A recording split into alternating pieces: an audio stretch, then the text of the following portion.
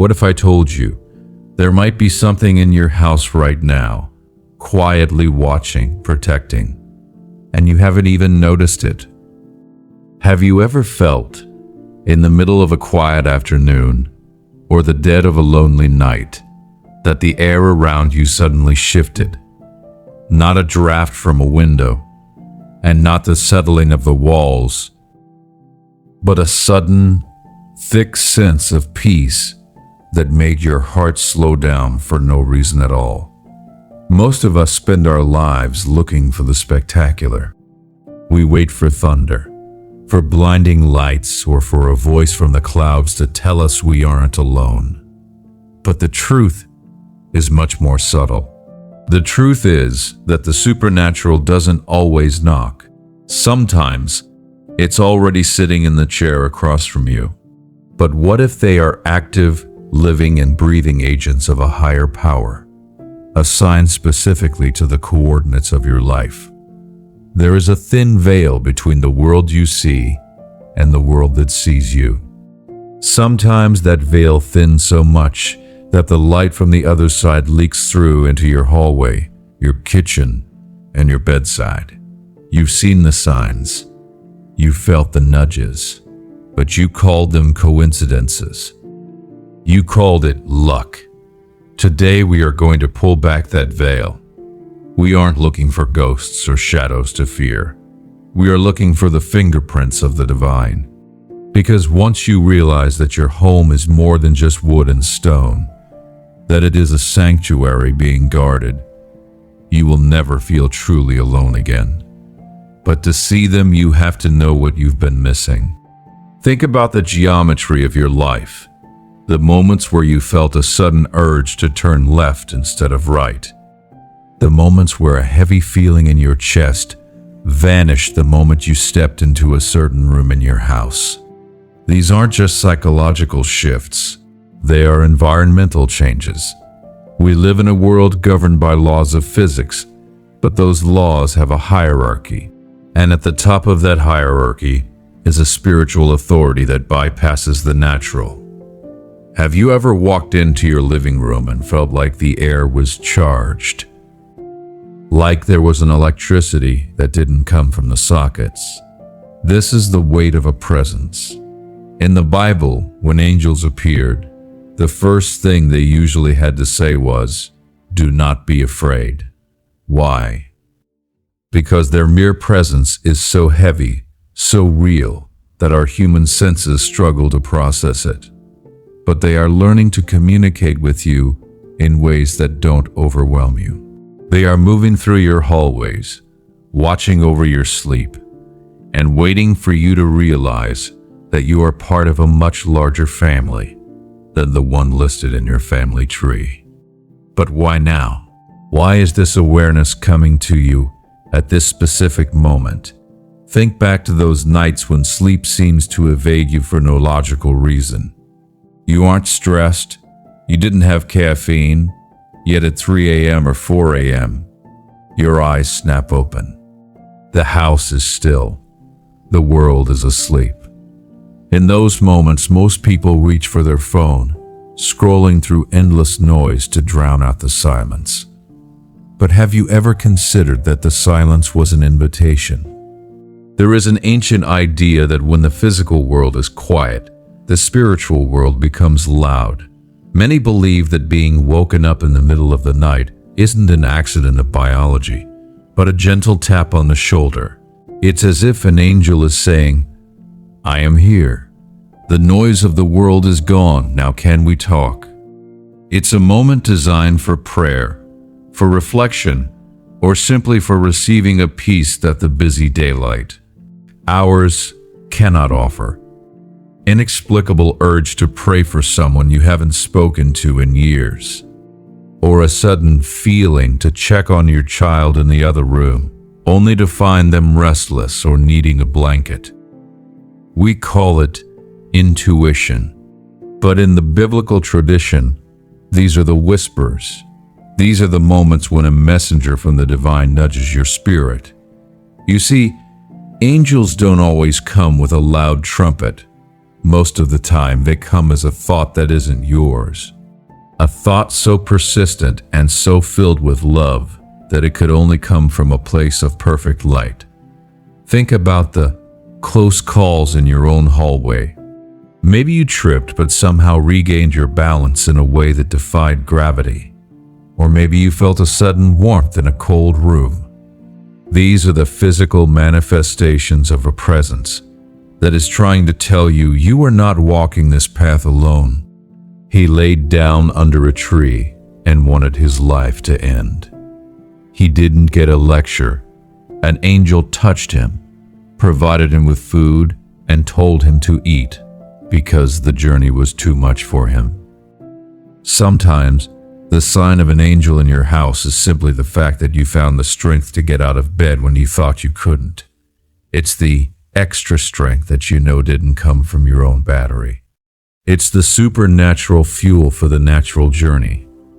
Have you ever noticed your pet, a dog or a cat, staring intently at a corner of a room where there is absolutely nothing? They don't bark in fear. They just watch, their eyes tracking something invisible moving across the floor. We laugh it off. We say, "Oh, they're just being weird." But throughout history, many cultures and spiritual texts suggest that creatures of nature have a frequency we've lost. They aren't clouded by doubt or skepticism. SM. If there is a shift in the spiritual atmosphere of a home, they are the first to react. But it's not just the animals. It's the atmosphere itself. Have you ever walked into a room and felt a sudden change in temperature? Not a cold chill of fear, but a sudden warmth, like a blanket being wrapped around you on a winter day. This is where it gets interesting, because the signs are about to become even more personal. We often imagine angels as ethereal beings with glowing wings, floating far above the clouds. But what if their greatest strength is their ability to blend in? The Bible gives us a startling foundation for this. In the book of Genesis, Abraham was sitting by his tent in the heat of the day when he looked up and saw 3 men standing nearby. He didn't fall to his knees in terror. He didn't see blinding light. He saw 3 travelers who looked tired and thirsty. He did what any kind soul would do. He offered them water, shaded rest, and a meal. It was only as the conversation unfolded that the truth began to emerge. He wasn't just hosting men. He was hosting the messengers of the Almighty. This story carries a profound warning and a beautiful promise for us today. Do not forget to show hospitality to strangers, for by so doing, some people have shown hospitality to angels without knowing it. And have you ever been at your lowest point, perhaps sitting on your porch or standing in line at the grocery store, and a stranger said something to you that felt like a direct answer to a secret prayer? They didn't know your name. They didn't know your struggle. Yet their words cut through your confusion like a diamond through glass. We call these God incidences, but could they be something more? Could it be that an angel took on a temporary form, or nudged a person to speak a specified C word at a specific second, just to keep you from falling? This is the biblical pattern. Angels aren't just there to sing, they are there to serve. They are ministering spirits sent to serve those who will inherit salvation. This means their presence in your house isn't just for decoration, it's functional. When Joseph was confused about his future and the safety of his family, an angel didn't just give him a hug. The angel gave him a map. He received dreams that were so vivid, so authoritative, they felt more real than the bed he was lying on. A dream that left you waking up with a sense of knowing rather than wondering. In the spiritual realm, your home is a crossroads. It is a place where your earthly needs meet heavenly resources. Most people overlook this because they expect a burning bush. They expect the roof to fly off, but God often works in the still, small voice. He sends his messengers in the quietest hours, because that is when our pride is silent enough to hear them. Pay attention to the way your heart reacts during these unexpected encounters. There is a specific kind of spiritual resonance, a feeling of safety that defies the chaos of the world outside your door. But here is what most people overlook, and it's happening in the very air you breathe. This is where it gets interesting, where the signs move from the mind into the physical senses of your home. Have you ever been sitting in your room, perhaps reading or just lost in thought, and suddenly a scent drifts past you? It isn't the smell of the dinner you cooked, and it isn't the laundry detergent you use. It's the scent of fresh roses in the middle of winter, or perhaps a sharp, clean smell of ozone like the air right after a lightning storm. You look around. There are no flowers. The windows are closed. You check your surroundings trying to find a logical explanation, but there is none. Many believe these spiritual fragrances are the calling cards of angels. In ancient texts, the presence of the divine is often associated with sweet-smelling incense. When an angel enters your space, they carry the atmosphere of the place they just left. They bring the freshness of a world that does not know decay, dust, or pollution. But why a scent? Because smell is the only sense that bypasses the logical brain and goes straight to the emotional center. An angel doesn't want to argue with your logic. They want to comfort your soul. They want you to stop and say, "Something is here." Along with these scents, pay attention to the lights in your house. Have you ever noticed a bulb flicker just as you were having a profound realization? Or perhaps while you were praying or crying out for help, a shadow moved across the wall that didn't belong to any furniture. We often dismiss these as electrical glitches or tricks of the eye. But remember, angels are beings of light. Their very essence is energy. When that kind of high-frequency energy enters a room built of low-frequency matter, there is a pattern interrupt. The physical world has to react to the spiritual arrival. Think about the protection of Psalm 91. It promises that no evil shall befall you, nor shall any plague come near your dwelling. This isn't just a poetic verse. It's a legal document of the Spirit. It suggests that your house has a boundary. Sometimes, the sign of an angel is the thing that didn't happen, the fire that didn't start. The intruder who looked at your house and, for some reason, decided to keep walking. The pipe that should have burst but held on until you could fix it. Most of the work angels do is preventative maintenance. NS, they are the silent guard standing at the four corners of your property, waving off darkness before it even reaches your door. You might not see them standing there with flaming swords, but you can feel the results of their vigil.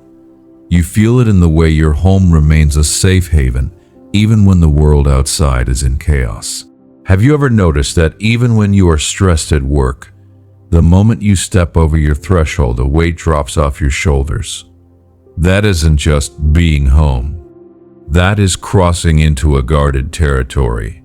But pay attention to this next part, because there is a sign that is even more common, and it's likely happened to you this week. This is where it gets interesting, where we stop looking for signs and start looking at the results. Have you ever had a random nudge? A thought so out of character for you that it felt like it was whispered from another room?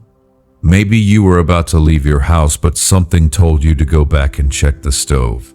You found it was off, but you noticed a candle still burning dangerously low.